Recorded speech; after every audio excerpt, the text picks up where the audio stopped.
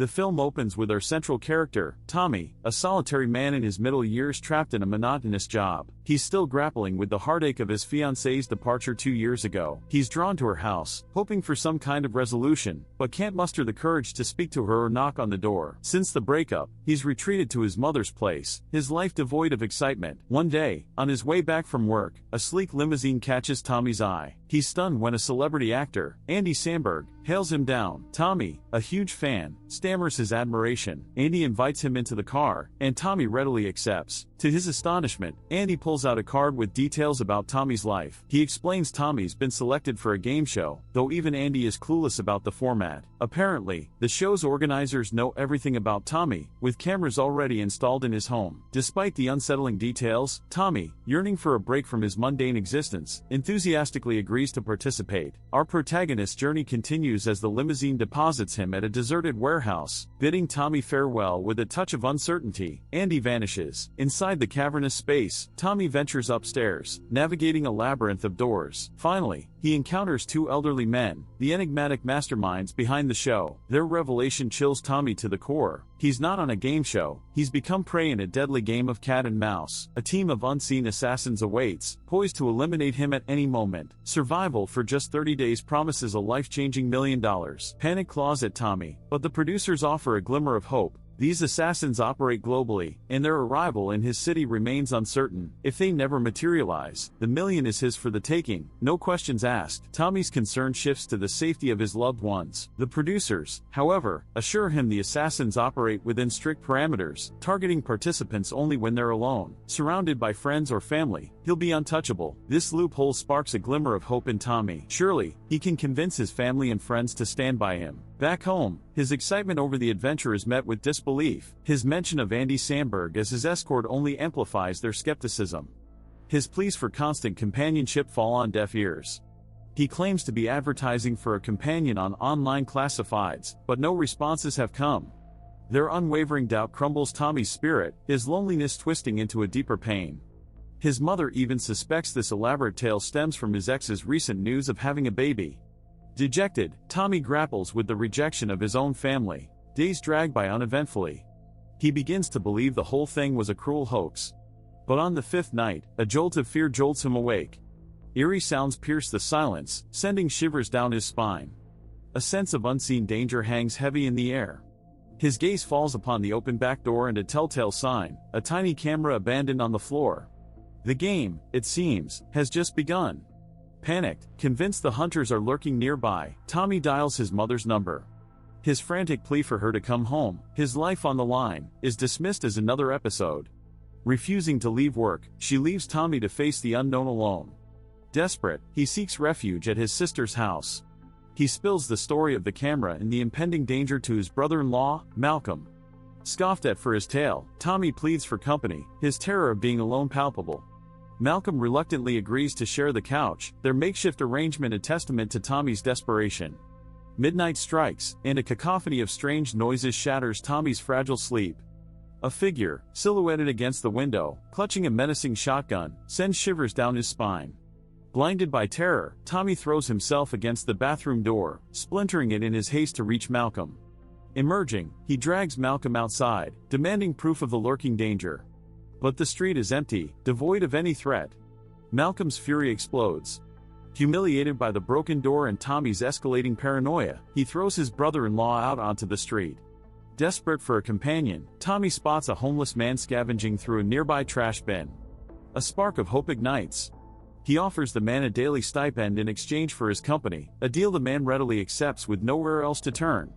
With his newfound bodyguard by his side, Tommy ventures back into the night, the game truly afoot. Dawn breaks, revealing a sight that sends shockwaves through Tommy's family. A stranger, introduced as James, sits comfortably in their living room. Tommy explains James is now his constant companion, a necessity for his game. His sisters erupt in concern. Their mother's safety hangs in the balance, and how can he trust this vagrant? The demolished bathroom door adds fuel to the fire. Tommy apologizes, but James isn't budging. Days blur into weeks. Tommy, meticulously adhering to the game's rules, is inseparable from James. They navigate work and leisure, an unlikely duo forging a peculiar bond. Then, on day 13, a glimmer of hope flickers on the horizon. Tommy's Craigslist ad yields a response, a woman named Maddie claiming to be another player. Thrilled at the prospect of shared experience, he steals away for a phone call. Maddie's story rings true, offering a much-needed comfort. A meeting at a public place is arranged for the following day. Elated, Tommy hangs up, oblivious to his fatal error. He's alone. A hulking figure emerges from the shadows, clad in an outlandish Michael Jackson getup. Panic surges through Tommy. He pleads with his attacker, claiming James' presence, but his words fall on deaf ears. A desperate struggle ensues. Tommy narrowly escapes the clutches of his bizarre assailant, fleeing towards a nearby bouncer. His frantic explanation about the Michael Jackson attacker seems nonsensical. Just then, James arrives, breathless apologies spilling from his lips. The next day, skepticism clouds Tommy's judgment as he meets Maddie at a cafe. He questions her authenticity. If she's a participant, why is she alone? The game's rules remain a tangled web, and Tommy is determined to unravel its mysteries. Maddie spots a woman at another table and impulsively claims she's her mother. After some awkward small talk, she reveals they have a limited time in the game, 15 days for her and 16 for him. Tommy proposes a risky alliance, suggesting they work together to win. Maddie's hesitant to trust a stranger, but eventually agrees to a one-day trial. Back at her place, Maddie shows off her impressive ceramics collection. As Tommy explores, he stumbles upon the same tiny camera he found earlier, confirming their pursuers have been close. Later, they open up about their lives. Maddie confesses to a past divorce, while Tommy shares a long-term relationship that ended a few years ago. Curious about the breakup, Maddie presses Tommy. He admits he's clueless. His ex, Teresa, abruptly ended things with him 2 years ago, and he hasn't spoken to her since. He sheepishly confesses he's driven by her house numerous times, but could never gather the courage to confront her. Touched by his story, Maddie encourages him to face Teresa. They embark on a nerve-wracking trip to Teresa's house. Upon seeing Tommy, Teresa is understandably shocked. He gathers his strength and asks the question that has haunted him: why did she leave? Teresa, initially surprised, admits they both expected a lifelong commitment. However, over time, she felt a crushing boredom and dissatisfaction settle into their relationship. Emboldened by their conversation, Maddie impulsively intervened at Teresa's house. Posed as Tommy's new partner, she declared their adventurous future together. With newfound closure, Tommy said goodbye to Teresa and finally began to move on. Back at Maddie's, she apologized for stepping out of line, but a grateful Tommy reassured her. Seizing the moment, Maddie proposed a permanent partnership. They celebrated their newfound alliance at a bar, sharing even more personal truths. Tommy revealed the haunting memory of his missing father, and Maddie confessed the lasting impact of her parents' divorce on her own romantic choices. Their night of revelations took a surprising turn back at Maddie's. Though her hesitant mother chaperoned their first night together, a restless hunter soon woke Tommy. Singled out as a favorite, Tommy found himself surrounded by a mysterious crew. Panicked and confused, he realized Maddie was missing. The cryptic words of the hunter offered no comfort. He was a favorite, but this place wasn't safe. Relief washed over Tommy as Maddie sauntered back with drinks, oblivious to the hunter's chilling visit. He recounted the encounter, his voice laced with panic, confirming their precarious position. Seeking refuge, they checked into a nearby motel, vowing to lay low. Here, curiosity tugged at Tommy. He inquired about Maddie's initial motivation for joining the game. Her answer, a suffocating boredom, a desperate craving for a drastic change, mirrored his own stagnant, lonely routine. Exhausted, they drifted to sleep, only to be jolted awake by the silhouette of a hunter in their room. He froze, noticing Maddie beside Tommy. Relief flickered in Tommy's eyes, but suspicion lingered. The hunter claimed to be maintenance, a poorly veiled lie underscored by his laughably inappropriate uniform. As he slunk away, Tommy's fear reignited. This motel couldn't guarantee safety either. Maddie, regaining her composure, offered reassurance. They were together now, their partnership a source of strength. Tommy, however, stressed the need for constant vigilance. They couldn't afford complacency. Day 16 dawned, and Tommy and Maddie, bonded by their shared ordeal, found themselves drawn closer. The lines between a game alliance and a real relationship began to blur. As they settled into their makeshift routine, a message on Craigslist snagged Tommy's attention. Another player, claiming to possess valuable information about the game, reached out. Skepticism clouded Maddie's judgment. This could be a trap, a hunter in disguise. But Tommy, fueled by a desire to help others in this twisted scenario, argued for taking the risk. That evening, their meeting with the Craigslist player shattered their illusion. The man's callous revelation, the game was a twisted joke for anonymous viewers, preying on lonely souls, left Maddie reeling.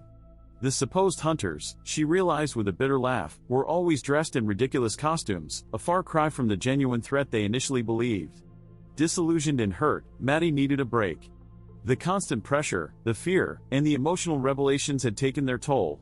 Despite Tommy's anxieties about being alone, Maddie insisted on some space. With heavy hearts, they agreed to go their separate ways. Tommy retreated to familiar ground, back to his mother's house and James' watchful eye. One restless night, a hunter roused him from sleep, barking orders to get in a waiting car. There, bathed in the harsh headlights, stood a figure from his past, his estranged father, older and weathered, but undeniably real after 30 long years. The reunion, staged by the game's unseen puppeteers, was a jarring mix of emotions. Cleveland, sobriety, his father offered snippets of a life lived apart. Tommy, however, wasn't ready to delve into the past. His mind was consumed with worry for Maddie, his own emotional wounds overshadowed by the immediate threat. His father, sensing his resistance, offered a cryptic warning: don't throw away what you have with Maddie, like he did with his family. Day 26 dawned, and Tommy, fueled by a renewed sense of purpose, arrived at Maddie's doorstep, determined to mend their fractured partnership. A flicker of emotion, perhaps love, softened Maddie's eyes. The truth spilled from her lips: she was never a player. Bored stiff, she'd seen his Craigslist ad and craved a jolt of excitement. Tommy's mind reeled, this unexpected revelation a gut punch. Before he could grapple with it, his phone shrieked, a frantic message from his mother demanding his immediate return for an emergency. Anxiety gnawed at him as he raced home, James struggling to keep pace. The world blurred into a chaotic chase punctuated by the bizarre, an Ellen impersonator who launched a fleeting attack before vanishing into the crowd. Bursting through his front door, Tommy was met with a sight that stopped him cold. His concerned family, flanked by an interventionist, had staged a desperate attempt to pull him back from the brink. 4 days left, just 4 days to the life-changing prize. He couldn't let them sabotage his shot at redemption. He spun a frantic tale of confronting Teresa, a fabricated reunion with his estranged father in a limousine, all a desperate attempt to validate his experience. His family, however, saw only delusion etched on his face. Defeated, Tommy fled with James, the sole believer in his bizarre story. Night fell, blanketing the city in darkness. Exhausted, they found refuge under a bridge, an unlikely sanctuary. There, bathed in the dim glow of a street lamp, James finally confessed. His name wasn't James, but Walter. A moment of awkward silence hung heavy, then gave way to a wave of gratitude. Tommy, humbled, thanked him for his unwavering support, promising a future reward, a place of his own if he emerged victorious. But dawn brought a harsh reality. James was gone. Frustrated but secure among the streets homeless, Tommy spent the next 3 days conversing with strangers under the bridge. On the last day, a pursuer approached Tommy and pressured him to enter a limousine, which would transport him to the challenge's conclusion. He divulged that James had been removed because their bond had become predictable, making for dull viewing. Fear gripped Tommy, but the pursuer reassured him James was safe at a hotel. Tommy then departed with others, encountering numerous pursuers waiting for an opportunity to attack. He eventually reached the limousine, where Andy Samberg awaited him. The actor inquired if he wished to withdraw now, keeping his life but no money, or persevere until the end. Tommy adamantly refused to quit, so Andy left him back in the same warehouse. Disappointingly, as Tommy entered the warehouse, a multitude of pursuers materialized to attack him. Fortunately, he managed to elude them all and enter the final room by himself. He was abruptly surprised by producers in a throng of pursuers, who commended him and declared him the victor. The producers then informed him that he had been awarded 1 million Danish kroner, Greenland's currency. In the subsequent scene, Tommy informed his family about his triumph and chastised them for their disbelief. However, they still seemed skeptical, particularly since he wasn't a millionaire. Tommy revealed that the payment was actually in Greenlandic currency, and would be distributed in installments of 4,000 per month for 250 months. Despite all the hardship, he believed it was all worthwhile. We also learned that he had secured an apartment, where he and James began cohabitating. In the final scene, Tommy decided to patch things up with Maddie, and knocked on her door, hoping for a fresh start. Alright everyone, that's all for the recap of Self-Reliance 2023. Thanks for joining us. We'll see you next time.